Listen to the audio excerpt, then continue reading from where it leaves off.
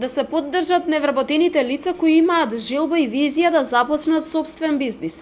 Ова е целта на програмата за самовработување, која денеска надлежните им ја представија на невработените велешани. Право на аплицирање имаат само активните баратели на работа. На располагање им стои грант во висина од 3000 евра како помош за отпочнување на свој бизнис. Целта на оваа програма самовработување, која што ќе биде презентирана денес на оваа јавна трибина, е да се поддржат невработените лица да основаат своји бизниси, како и формализација на веќе постоечките неформални дејности, како и да се создадат дополнителни вработувања. Повеќе од 30 велешани минатата година започнаа да го реализираат својот бизнис план со помош на оваа мерка на Агенцијата за вработување.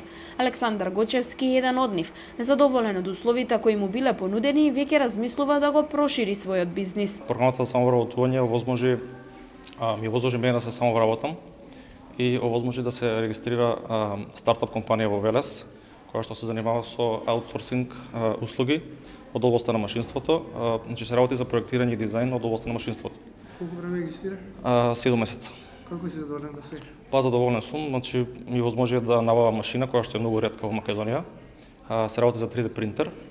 Тоа е една од услугите која што ја прави мојата фирма, значи 3D принт услуги и изработка на прототипови.